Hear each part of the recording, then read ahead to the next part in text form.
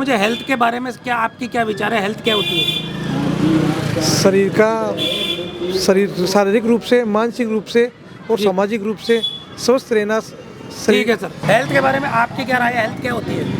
Health के लिए क्या मानना आपका? मेरा मानना ये है सर कि आज के टाइम पे शारीरिक और मानसिक और रूप स्वास्थ्य से वो स्वस्थ रहना चाहिए। जी बिल्कुल। वर्ल्ड हेल्थ ऑर्गेनाइजेशन यानी कि विश्व स्वास्थ्य संगठन ने स्वास्थ्य की जो परिभाषा दी है उसका मतलब है, स्वास्थ्य का मतलब होता है a complete physical, mental and social wellbeing of a person. और इस तरह से स्वास्थ्य को बहुत ही व्यापक रूप से परिभाषित किया गया है। स्वास्थ्य कोई छोटी चीज़ नहीं होती है, बहुत काफ़ी ब्रॉड इसके मायने होते हैं। राजस्थान सरकार द्वारा राइट टू हेल्थ बिल पेश किया जा रहा है इसी सत्र में। हालांकि पिछले सत्र में भी राजस्थान सरकार ने इसको पेश करने की कोशिश की थी, लेकिन विरोध के चलते राजस्थान सरकार को पीछे हटना पड़ा था। लेकिन इस सत्र में फिर से राजस्थान सरकार इस बिल को ला रही है। चिकित्सकों में इस बिल को लेकर भारी रोष है, भारी असंतोष है। तो आखिर ऐसा इस बिल में क्या है जिसकी वजह से चिकित्सक नाराज़ है, और इस बिल में ऐसे क्या अधिकार जनता को दिए जा रहे हैं, क्या वाकई में जनता को इससे फ़ायदा होगा, इन सब बातों के बारे में आज चर्चा करेंगे हम इस वीडियो में। तो इस वीडियो को आप आखिर तक ज़रूर देखिएगा, यह वीडियो आपके लिए बहुत ही महत्वपूर्ण होने वाला है।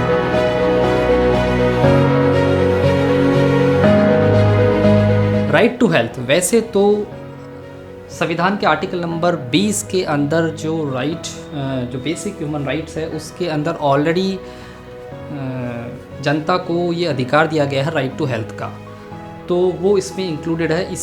इसलिए इस अलग से राइट टू हेल्थ कानून बनाने की कोई आवश्यकता नहीं थी। लेकिन राजस्थान सरकार फिर इस तरह का कानून क्यों ला रही है, इसके पीछे आखिर उसकी क्या मंशा है? जब पहली बार राइट टू हेल्थ बिल के बारे में सुना तो आश्चर्य हुआ कि स्वास्थ्य का अधिकार जो आर्टिकल 21 के जीवन के अधिकार का हिस्सा है, उसके लिए अलग से बिल की ज़रूरत क्यों। इस बिल को पढ़ने से समझ में आया कि सरकार और बाबूडम द्वारा 75 सालों की नाकामी पर पर्दा डालने की कोशिश है। ये ओवर रेगुलेशन के तले दबे हुए निजी चिकित्सा क्षेत्र पर क्षमता से ज़्यादा भार है। इसके वजन से निजी क्षेत्र की हालत BSNL और एयर इंडिया जैसी हो जाएगी। सरकार को ये समझना होगा कि हेल्थ सर्विस देना उसकी कॉन्स्टिट्यूशनल रिस्पॉन्सिबिलिटी है। जनता का टैक्स का पैसा सिर्फ उनकी सुख सुविधा, वेतन भत्तों के लिए नहीं है। और जब बात स्वास्थ्य की हो रही है तो आखिर स्वास्थ्य की देने की जिम्मेदारी आखिर समाज में किसकी है? समाज स्वस्थ रह सके, समाज का हर व्यक्ति स्वस्थ रह सके, तो इन सब की जिम्मेदारी आखिर किसकी है? आइए देखते हैं। अच्छा, स्वास्थ्य रहे लोगों का, इसके लिए किसकी जिम्मेदारी बनती है कि भाई लोगों का स्वास्थ्य अच्छा रहे? तो वो क्या है, सरकार की जिम्मेदारी होती है उस लोगों को जागरूक करे। आपका स्वास्थ्य अच्छा रहे, आपको अच्छा पानी मिले, पानी से भी बीमारी होती है, वायु से भी बीमारी होती है, वो सरकार का काम है। वकील साहब ये बताएं कि भाई स्वस्थ रहने के लिए, स्वस्थ रखने की, समाज को स्वस्थ रखने की जिम्मेदारी किसकी है? समाज को स्वस्थ रखने की जिम्मेदारी हर प्रत्येक व्यक्ति की है। ठीक है, हर प्रत्येक व्यक्ति अपने आप को स्वस्थ समझेगा तो समाज भी स्वस्थ रहेगा। तो ये जैसे मान लो साफ पानी है, साफ हवा है, ये पानी वगैरह, ये किसकी जिम्मेदारी है कि स्वच्छ जो है जनता को अवेलेबल हो? नगर परिषद की। तो और हवा, मान लीजिए हवा में पोल्यूशन ज्यादा है तो हम स्वस्थ रह सकेंगे? नहीं रह सकेंगे। तो इन चीजों को निर्धारित करने की, कि इनके मानकों को लागू करने की जिम्मेदारी किसकी है? ये तो गवर्नमेंट की होती है। ये गवर्नमेंट की मेंटेन। अगर तो इसमें आप राइट टू हेल्थ के अंदर क्या मानते हैं भाई, ये किसकी जिम्मेदारी होनी चाहिए कि भाई जो स्वास्थ्य है, अगर मान लो राज्य में व्यक्ति है कोई स्वस्थ नहीं है किसी भी कारण से, तो ये किसकी जिम्मेदारी मानते हैं आप? ये तो सरकार की जिम्मेदारी होती है। ठीक है। अगर तो इस तरह से आपने देखा कि आम जनता भी ये मानती है कि स्वस्थ रहने की, समाज को स्वस्थ रखने की जिम्मेदारी मूलतः सरकार की होती है। लेकिन इस बिल के प्रावधान में ऐसा कुछ भी नहीं है। सरकार ने किसी भी तरह की अपनी कोई जिम्मेदारी नहीं ली है। इस बिल में इस तरह के कोई अधिकार नहीं दिए गए हैं जनता को जिससे जनता स्वस्थ रह सके। ये सरकार की जिम्मेदारी होती है कि वो सोसाइटी को, जनता को स्वच्छ पानी दे, स्वच्छ हवा दे, पॉल्यूशन नहीं हो, साफ़ सफाई हो, और हर आदमी को पौष्टिक खाना मिल सके, और कहीं कोई मक्खी मच्छर वगैरह इस तरह के नहीं हो, भरपूर सफाई हो, हर आदमी को रोज़गार मिले ताकि वो अपने परिवार का अच्छी तरीके से भरण पोषण कर सके और उनको स्वस्थ रख सके। तब ही सही मायने के अंदर हर नागरिक के जो स्वास्थ्य के अधिकार है वो सुरक्षित रह पाएंगे। WHO के अनुसार हेल्थ की जो डेफिनेशन है वो ये है कि health is a state of complete physical, mental, social and spiritual wellbeing of an individual. जब हम राइट टू हेल्थ की बात करते हैं तो निश्चित रूप से ये जो हेल्थ के सारे एलिमेंट्स हैं उस विचार में आने चाहिए। राजस्थान का जो राइट टू हेल्थ बिल है वो basically right to health bill नहीं है, क्योंकि उसमें इन सभी एलिमेंट्स की बात नहीं की गई है। उसमें केवल हेल्थ केयर डिलीवरी सिस्टम की बात की गई है और उसमें भी जो इमरजेंसी हेल्थ केयर सर्विसेज हैं उनकी बात की गई है। तो हेल्थ केयर डिलीवरी किसका काम है? जब हम इसको देखते हैं तो देश का जो करदाता होता है सरकार को टैक्स इसलिए देता है कि वो उस टैक्स का जुडिशियस यूज़ करते हुए अपने सब्जेक्ट्स के लिए AAQ compliant healthcare services which are available, accessible and acceptable and quality compliant ये सर्विसेज उपलब्ध करवाए। लेकिन राजस्थान के जो राइट टू हेल्थ बिल में सरकार अपनी ये रिस्पॉन्सिबिलिटी स्वीकार करने के बजाय ये रिस्पॉन्सिबिलिटी प्राइवेट हॉस्पिटल्स पर डालना चाहती है। राजस्थान राज्य के निजी अस्पताल पहले ही आर्थिक तंगी से जूझ रहे हैं। 50 से अधिक उनको लाइसेंसेस लेने पड़ते हैं ऑपरेट करने के लिए हॉस्पिटल, और इसके अलावा उनके दुनिया भर के खर्चे होते हैं। सरकार उनको कुछ भी मुफ्त में प्रोवाइड नहीं करती है, कुछ भी मुफ्त में प्रोवाइड नहीं करती है। उनको हर चीज़ का खर्चा देना पड़ता है और कहीं कोई अनुदान या कहीं कोई कंसेशन, कहीं कोई किसी चीज़ का नहीं मिलता है। तो उसके बाद आप इस तरह के जो ये दमनकारी एक्ट लेके आ रहे हैं, उससे राज्य के जो निजी अस्पतालों की कमर टूट जाएगी और राज्य के निजी अस्पताल बंद होने के कगार पे आ जाएंगे। तो इसका खामियाजा अल्टीमेटली पब्लिक को भुगतना पड़ेगा। इस एक्ट में कुछ ऐसे प्रावधान हैं जो चिकित्सक के मूलभूत संवैधानिक अधिकार हैं उनके एकदम खिलाफ है और बड़े ही बचकाने हैं। जैसे कि अगर इमरजेंसी में कोई पेशेंट आता है अस्पताल के अंदर तो आपको कोई पेमेंट देने की ज़रूरत नहीं, आप निःशुल्क अपना इलाज करा सकते हैं। तो ये निश्चित रूप से मूलभूत अधिकारों के खिलाफ है, क्योंकि जैसा कि मैंने बताया चिकित्सक के खुद के अपने खर्चे होते हैं, हॉस्पिटल के खर्चे होते हैं। इमरजेंसी ट्रीटमेंट ये ज़रूर है कि उसका पेशेंट का पहले होना चाहिए था, लेकिन उसके बाद चिकित्सक को अपना मेहनताना लेने का पूरा अधिकार है और उसको बाध्य किया जाता है कि आपको पेमेंट नहीं लेना, निःशुल्क इलाज करना है। तो ये संविधान के खिलाफ है। अभी सरकार एक बिल लाने जा रही है, राइट टू हेल्थ, स्वास्थ्य का अधिकार। उसमें जैसे कोई भी मरीज आया, किसी हॉस्पिटल में गया, इमरजेंसी है या नहीं है, इमरजेंसी उसने डिक्लेयर कर दी, वाकई में इमरजेंसी भी हो, हॉस्पिटल में भर्ती हुआ और हॉस्पिटल में उसने डॉक्टरों को कहा इलाज करो, इलाज उसने करवाया और पैसे के टाइम कहा मेरे पास पैसे नहीं, तो वो पैसे की भरपाई किसकी जिम्मेदारी है? वो भरपाई या तो पेशेंट की या फिर सरकार करे। डॉक्टर अकेला कहाँ से करेगा भरपाई? और अकेला करेगा तो उसका हॉस्पिटल कैसे चलेगा? मतलब आप भी मान लीजिए कोई प्राइवेट क्षेत्र के डॉक्टर है, ये भी हमारा इलाज मुफ्त में करें, क्या आप ये चाहते हो? ऐसा होना चाहिए। तो ऐसा होना चाहिए। तो अब आप मुझे ये बताइए कि ऐसा मुफ्त का इलाज करके वो जो हॉस्पिटल चला रहा है वो कितने दिन चला सकता है? वो नहीं चला सकता। कम दिन चला। प्राइवेट वाला तो कैसे चला सकता है? उसको तो चाहिए। हाँ, मैं आपकी बात मान गया कि इलाज होना चाहिए मुफ्त, और मैं भी समर्थन करता हूँ। गरीब आदमी है, इमरजेंसी कंडीशन, उसका इलाज होना चाहिए, लेकिन उसका भी तो व्यवस्था होनी चाहिए ना अगले मिलना चाहिए ना, उसके बाद में उसको एडजस्ट क्योंकि कल को वो तो सरकार जैसे मान लो अगर ये कहे कि नहीं आप सब कुछ नहीं ले सकते, आप तो इलाज करो, तो ये कितने दिन चलेगा? तो नहीं चलेगा। वो क्या अपने घर से थोड़ी देगा? भाई कोई भी हॉस्पिटल अपने घर से थोड़ी देगा। इस तरह का कुछ कि जैसे मान लो वो गवर्नमेंट ये कहते हैं कि भाई आप किसी से पैसा नहीं लोगे, बिना पैसे इलाज करना है, तो ये चीजें कब तक चलेंगी? आप तो ये बता दीजिए। ये नहीं चलेगा, ये नहीं चलेगा। ये बहुत दिन तो इस तरह का कोई कानून आ रहा है, तो इसके बारे में आप कुछ कहना चाहोगे कि भाई इस तरह के प्रावधान रखने चाहिए सरकार को? नहीं चलेगा। कारण क्या, मतलब क्यों नहीं चलेगा? ऐसा क्यों चलेगा? उसका खर्चा पानी उसके पास जाएगा नहीं तो कैसे चलेगा? कैसे चलेगा? खर्चा पानी नहीं जाएगा तो खर्चा पानी नहीं आएगा, काम भी कैसे चलेगा उसका? और मान लीजिए कि भाई मेरे हॉस्पिटल में कोई पेशेंट आता है और सरकार कहते हैं कि भाई आपको पास में कोई इमरजेंसी में पेशेंट आता है तो आपको उसका इलाज करना है और पैसे भी नहीं लेने, तो इसको आप कहाँ तक उचित मानते हैं? देखो वो तो उचित तो वो तो गलत ही है एक तरीके से।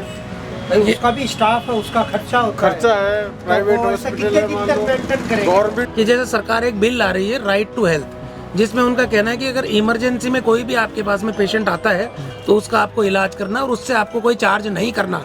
इसके बारे में आपकी क्या राय है? देखिए सरकारी हॉस्पिटल है, उसमें चार्ज नहीं होना अलग बात है जी। और प्राइवेट में जाएंगे तो ऐसा पॉसिबल नहीं है, वहाँ भी हर तरह के खर्चे हैं। जी। ये ठीक है, उसको शुरू में ठीक है, खर्चे हैं, आप इस बात को मानते हैं। अब आप मुझे बताएं कि मान लीजिए कि भाई सैद्धांतिक रूप से तो ये सही है, इलाज होना चाहिए, मुफ्त भी होना चाहिए। इसके बारे में क्या राय है कि भाई अगर किसी ने इलाज कर दिया तो उसको उसका मेहनताना मिलना चाहिए या कुछ व्यवस्था होनी चाहिए या नहीं होनी उसका मेहनताना मिलना चाहिए। अगर अगला दे सकता है तो ठीक है, नहीं सरकार उसकी व्यवस्था करे मेहनताना देने की। और अगर व्यवस्था नहीं होती है तो इस तरह की व्यवस्थाएं कितने दिन तक चल सकती है? ये चलेंगी नहीं, कुछ दिनों में क्लॉप्स हो जाएंगी, क्योंकि बिना वहाँ जो व्यवस्थाएं उसमें सारे खर्चे लगते हैं और व्यवस्थाएं खर्चे से चलती है। Thank you. निजी अस्पतालों के खिलाफ पहले से ही कई एक्ट्स है, कई कानून बने हुए हैं, कई संस्थाएं हैं, डिपार्टमेंट्स है, जहां जाकर कोई भी शिकायत कर सकता है अगर आप निजी अस्पताल के इलाज से संतुष्ट नहीं है तो। लेकिन इस बिल के माध्यम से अनावश्यक रूप से एक अलग तरीके का प्राधिकरण और संस्था क्रिएट की जा रही है जो डॉक्टरों के अगेंस्ट में काम करेगी, जहां पर आप डॉक्टर के अगेंस्ट में, हॉस्पिटल के अगेंस्ट में कंप्लेंट कर सकते हैं।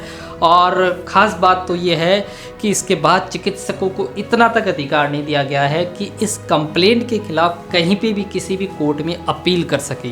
तो ये पूरी तरीके से असंवैधानिक है और गलत है और दमनकारी है।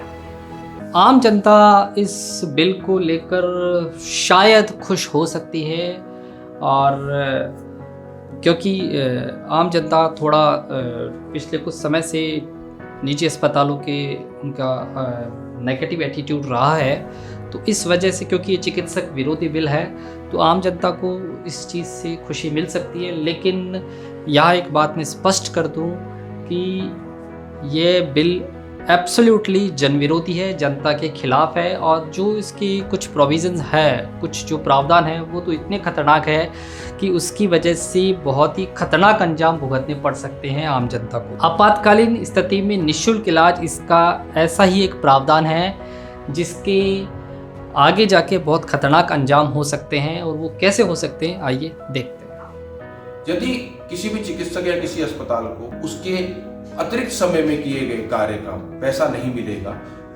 मेहनताना नहीं मिलेगा, तो वो उस काम को करने से पीछे हटेगा। नॉर्मली कोई भी आम जनता कहीं भी काम करती है तो अगर वो एक्स्ट्रा 1 घंटा काम करती है तो उसे 1 घंटे का पैसा दिया जाता है। यही चीज डॉक्टर के ऊपर भी लागू होती है। तो जब वो उससे हटने की कोशिश करेगा तो नतीजन जब मरीज अस्पताल पहुंचेगा तो उसको वहां से आगे रेफर कर दिया जाएगा, और इस रेफरेंस की प्रोसेस के अंदर वो कई अस्पतालों की ठोकरें खाता खाता आखिरी अस्पताल में पहुंचेगा। परंतु दुख की बात यह है कि इमरजेंसी के लिए एक गोल्डन आवर्स का समय डिसाइड किया गया है कि उस गोल्डन आवर में अगर मरीज को पूरा ट्रीटमेंट मिल जाए तो उसके को बेहतर स्वास्थ्य लाभ मिल सकता है, और इस रेफरेंस के चक्कर में मरीज उस गोल्डन आवर को मिस कर सकता है और अपने स्वास्थ्य का नुकसान कर सकता है। तो right to health bill basically मरीजों के लिए स्वास्थ्य का अधिकार नहीं है, उनके लिए एक विनाश का द्वार है, जिसमें वह अपने आसपास के छोटे हॉस्पिटल जिनमें उनको एक त्वरित फास्ट सुविधाएं मिल जाया करती थी,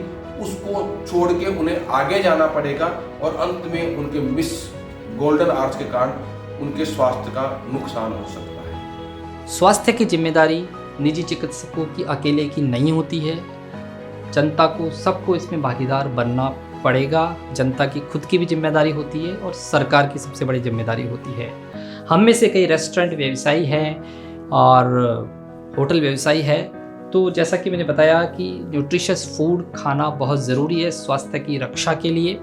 तो अगर सरकार इस तरह का कोई कानून बना दे कि हर रेस्टोरेंट व्यवसायी को और रेस्टोरेंट वाले को, होटल वाले को, अगर कोई इस तरह का आता है व्यक्ति और बोलता है कि मैं भूखा हूँ, तो उसको निःशुल्क खाना देना पड़ेगा। और अगर आप निःशुल्क खाना नहीं देते हैं उसको, तो आपके खिलाफ एक प्राधिकरण भी बनेगा जो वहाँ पे जाके वो कंप्लेंट कर सकता है और आपके ऊपर भारी पेनल्टी भी लगाई जा सकती है। तब आपको कैसा लगेगा? विनोद जी, मैं आपसे केवल एक चीज़ छोटी सी पूछना चाहूँगा कि मान लीजिए ऐसा कोई कानूनी ऐसे सरकारी कोई व्यवस्था हो जिसके अंदर आपको ये कह दिया जाए कि अगर आपके पास कोई आदमी आया, वो कहता है साहब मैं तो भूखा हूँ 5 दिन से और मेरे को खाना खिलाओ और आपको पैसा नहीं दूंगा मैं, क्योंकि सरकार ने ऐसा कहा है, तो ये कहाँ तक सही है? सर वैसे तो सही नहीं है ये। हाँ, सरकार को जैसे रोजगार के साधन उपलब्ध कराने चाहिए। ठीक है। और जैसे व्यवस्था भी करनी चाहिए। ठीक है। तो कहने का मतलब आपका ये मानना है कि भाई इस तरह की व्यवस्था के लिए सरकार की जिम्मेदारी है, ना कि आप जो जिस प्रकार से ऐसे अपन लोग जो काम कर रहे हैं जिनको ये बाध्य किया जाए कि भाई आप इनको पेमेंट करो, आप इनको खाना खिलाओ और इनसे पेमेंट मत लो, तो इसको आप बिल्कुल अनुचित मानते हैं। बाध्य नहीं करना चाहिए, बाध्य नहीं कर सकते, बाध्य नहीं कर सकते। चलिए।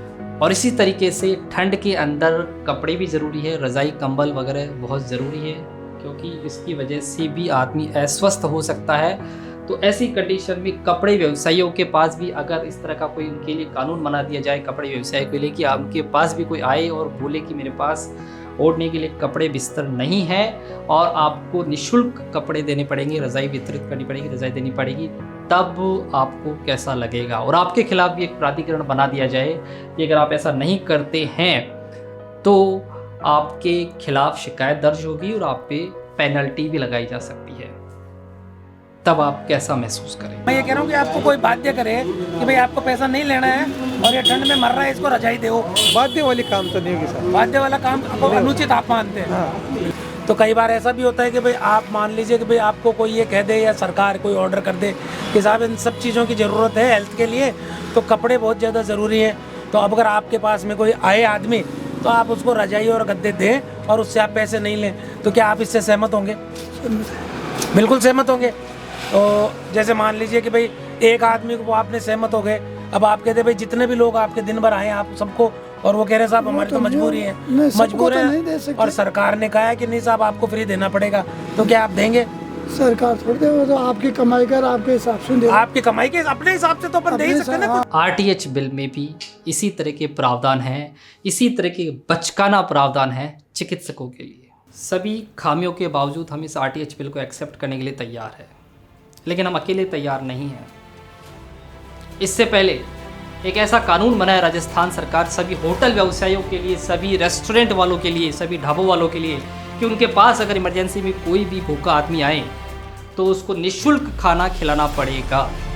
और अगर वो ऐसा नहीं करता तो उसके खिलाफ भी एक ऐसा प्राधिकरण बनाए जहाँ पे वो आदमी उनकी कंप्लेन कर सके और उनके ऊपर भारी पेनल्टी लगा सके। हम इस बिल को एक्सेप्ट करने के लिए तैयार हैं, लेकिन उससे पहले राजस्थान सरकार सभी कपड़ा व्यवसायियों के लिए एक ऐसा कानून बनाए जिसमें उनके पास कोई भी इमरजेंसी में आए और कपड़े या रजाई कंबल कुछ भी मांगे तो उनको निःशुल्क देना पड़े। और एक ऐसा प्राधिकरण भी बनाए उनके खिलाफ कि अगर वो इस तरह की निःशुल्क व्यवस्था नहीं करते हैं तो उनके खिलाफ कार्रवाई की जा सके। हम ये बिल एक्सेप्ट करने के लिए तैयार है, लेकिन इससे पहले राजस्थान सरकार एक ऐसा कानून बनाए जिससे राजस्थान के प्रत्येक व्यक्ति को पीने का स्वच्छ पानी मिल सके, शुद्ध हवा मिल सके, शुद्ध पौष्टिक खाना मिल सके। और अगर ऐसा नहीं होता है तो उनके खिलाफ भी, संबंधित अधिकारियों के खिलाफ भी एक ऐसा प्राधिकरण बनाएं जहां पे हर आदमी कंप्लेन कर सके, शिकायत कर सके और तुरंत उसको उसका रिजल्ट मिल सके। हम ये बिल एक्सेप्ट करने के लिए तैयार है, लेकिन इससे पहले राजस्थान सरकार ये सुनिश्चित करे कि राजस्थान का कोई भी व्यक्ति बेरोजगार नहीं हो, हर व्यक्ति को रोजगार मिल सके ताकि वो अपने परिवार का अच्छी तरीके से भरण पोषण कर सके और अपने परिवार के हर व्यक्ति को स्वस्थ रख सके। हम ये बिल एक्सेप्ट करने के लिए तैयार है, लेकिन इससे पहले राजस्थान सरकार ये सुनिश्चित करे कि आपातकालीन परिस्थिति में निजी अस्पताल में जो भी मरीज आएगा उसके खर्चों की जिम्मेदारी सरकार स्वयं ले।